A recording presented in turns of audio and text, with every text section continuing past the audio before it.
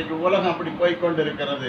தன்னை மூடிக்கொள்ளணும், உலகத்துல தனக்குள்ளதான் வெளிச்சம் இருக்கணும், அடுத்தவனுக்கு வெளிச்சத்தை என்ன செய்யக்கூடாது, காட்டக்கூடாது, அவன் நல்ல வழியில போயிடக்கூடாது.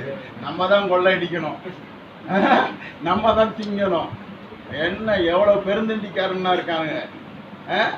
சரியா, அந்த உலகத்துல அப்படிப்பட்டவர்கள் உலகத்தில் வாழ்ந்து கொண்டிருக்கிறார்கள்.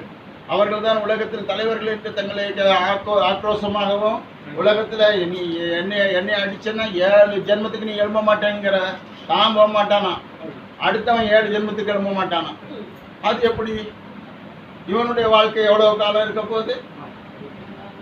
அறிஞர்கள், நீ அடுத்தவனை திட்டும் போது உன் வாழ்க்கை எப்படி இருக்குது, உன் வாழ்க்கை எவ்வளவு காலம், நீ எத்தனை காலம் இந்த பூமியில அரசாட்சி செய்திருவ? இந்த பூமியில எத்தனை வருஷமாக நீங்கள் அரசாட்சி செய்ய முடியும்? எந்த தலைவனுக்கும் எந்த இடத்தையும் எழுதி கொடுக்கல தேவன்.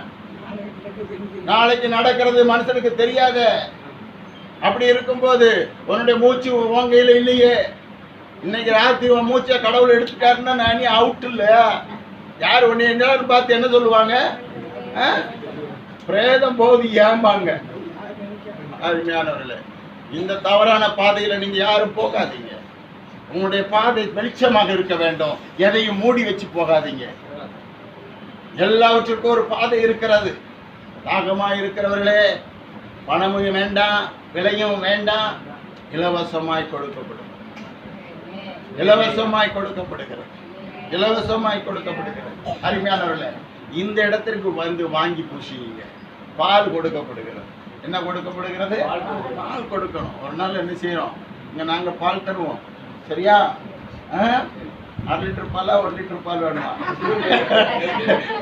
எந்த பாலோ, ஆவின் பாலோ, ஆரோக்கிய பாலோ, ஏதோ ஒரு பால் என்ன செய்வாரு கொடுப்ப.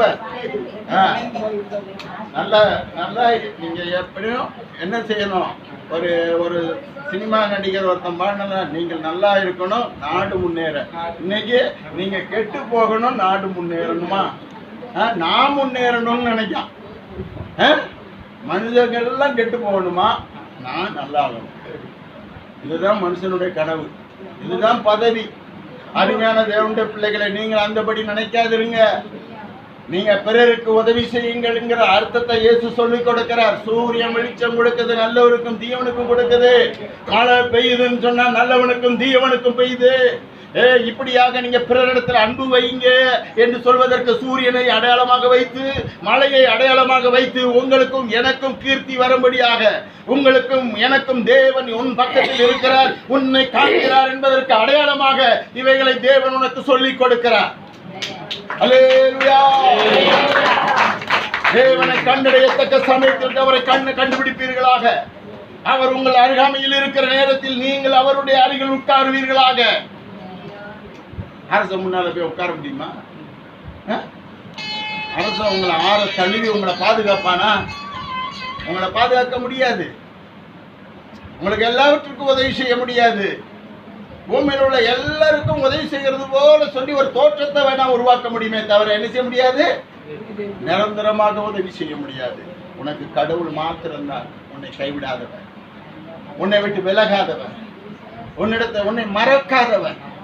தாய் கூட உன்னை மறந்து விடலாம், ஆனால் தேவன் உன்னை என்ன செய்ய மாட்டார், மறக்கவே மாட்டார். அல்லேலூயா.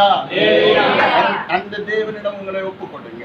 நீங்க வசனம் என்ன சொல்லுகிறது படிங்க. இந்த ஏசியா தீர்க்கதரிசி 55ஆம் அதிகாரத்துல வாசிக்கிறேன். தேவனை கண்டடையத்தக்க சமயத்தில் தேடுங்க. அங்க எப்பொழுது கண்டடையக்கூடிய சமயம்? பணம் இல்லாம, விலை கொடுக்க முடியாம இருக்கிற நேரம் தான் கண்டுபிடிக்கிற நேரம். பணம் இருக்கிறவன் கண்டுபிடிச்சு கடவுள்கிட்ட போக மாட்டான். அவன் கடவுளே இல்லைன்னு சொல்லுவான். பணம் இருக்கிறவன் என்ன சொல்லுவான்? கடவுளே இல்லை. சாமி கடவுளை எங்கேயாவது பாத்தியா சாமி கேட்பான். பணம் இருக்கிறவனுக்கு கடவுள் கிடையாது. ஆனா பணம் இல்லாதவனுக்கு என்ன இருக்கும்? பணம் இல்லாதவன் தான் தேவனை கண்டுபிடிப்பாங்க. உன் பணத்தை வச்சு பரலோகத்தை நீ பிரவேசிக்க முடியாது. இயேசுநாதர் தெளிவா சொல்லி இருக்கிறார், ஐஸ்வர்யவான் ஏவனும் பரலோகத்துல நுழைய முடியாது. அப்படி நுழைவது ஊசியினுடைய காதுல ஒட்டகம் நுழையிறது மாதிரி. ஒட்டகம் நுழைய முடியுமா? முடியாதுங்க. எருசலேம்ல கோட்டை சுவர் கட்டி இருக்கும் போது அங்க ஒரு ஒட்டக வாசல்னு ஒரு வாசல் உண்டு, ஊசி வாசல்னு. ஓகே